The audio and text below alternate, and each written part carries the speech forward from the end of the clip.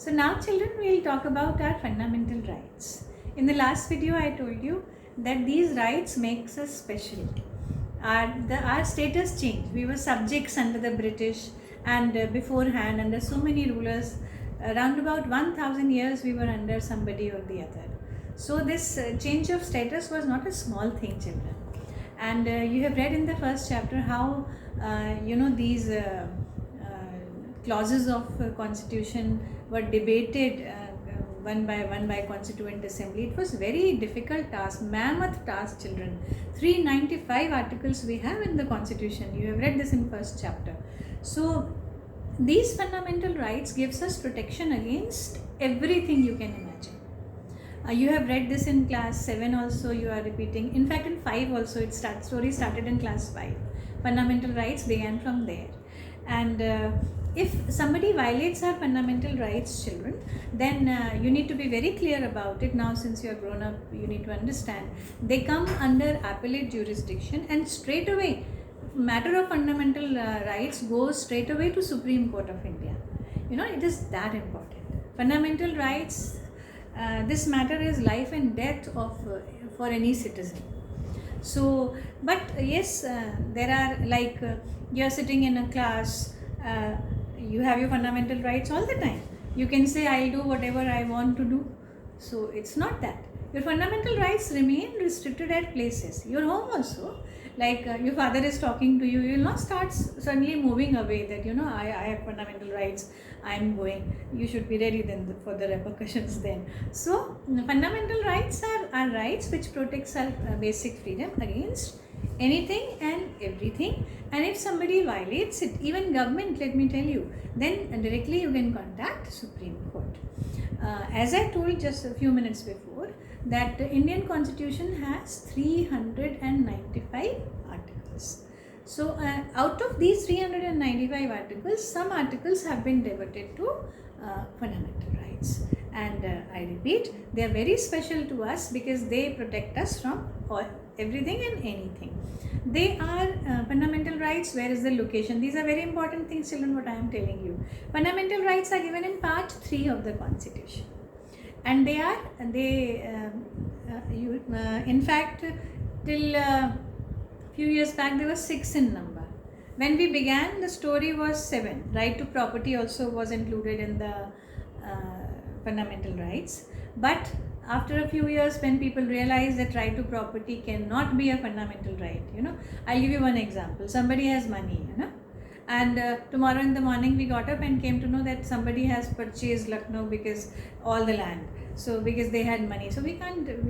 So it happens. We keep on analyzing, and then right to property was withdrawn, and then. Recently, right to education, I believe you will recall, you were in the school only when this happened. So right to education was added, and this makes fundamental rights, number has again reached to 7. If you look at your page 128 of your book, there is a flow chart given of fundamental rights. Now we have 7 in number, and they are obviously arranged in the manner of utmost importance, though the 6th one is very important, which protects all other.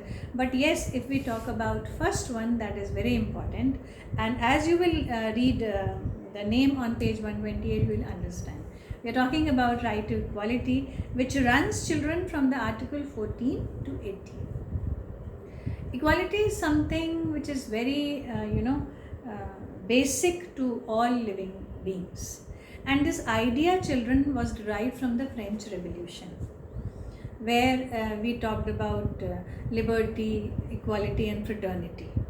So freedom, of course, is the first one, but French Revolution gave us these 3 things, and from there, French Revolution was the first revolution, children, you need to know, which happened in the modern era, which covers these areas, which inspired other people of the world to rise against their rulers or tyrants or kings, whatever name may it be, and procure freedom from them, frame these rights and duties for the government also.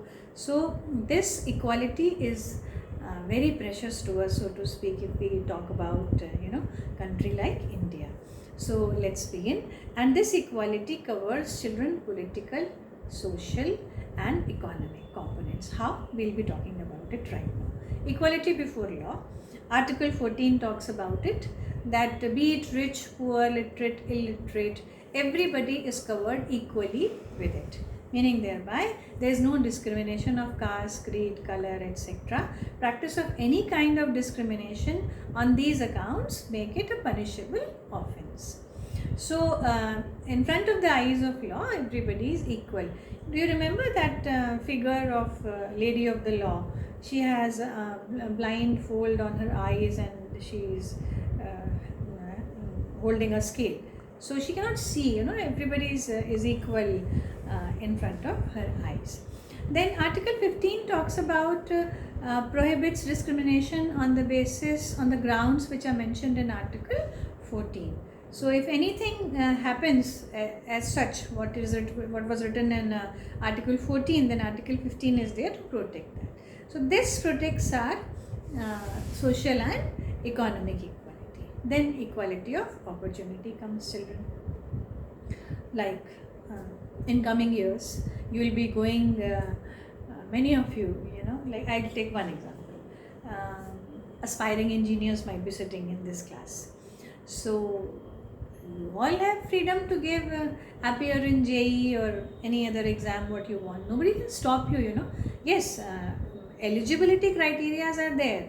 Class 8 pass child cannot say that I'll be appearing for these competitive exams. But if you are eligible for that, educational qualification we are talking about, there is no other background.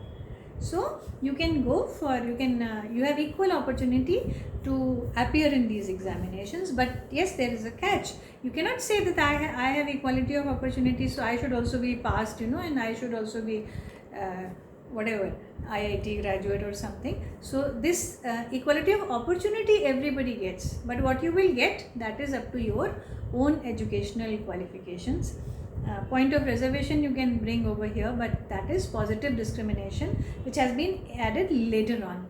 Here in original it was not here, and yes, reservation is also a temporary measure. Then comes right to equality had one big task in its hand, children. You remember Mahatma Gandhi, how he fought for untouchability, which is a curse, Who gives human being this power to treat another human being as, lower, inferior to them? And what was done in those time periods, children, you and I cannot imagine. So right to equality stands firmly, Article 17 I am talking about. It is punishable by offense. Nowhere anybody has right to declare another human being as inferior to them. So this practice, this article, made this abolition of untouchability possible, which is mainly Mahatma Gandhi. He named them as Harijans untouchable, you can recall. Then comes abolition of titles.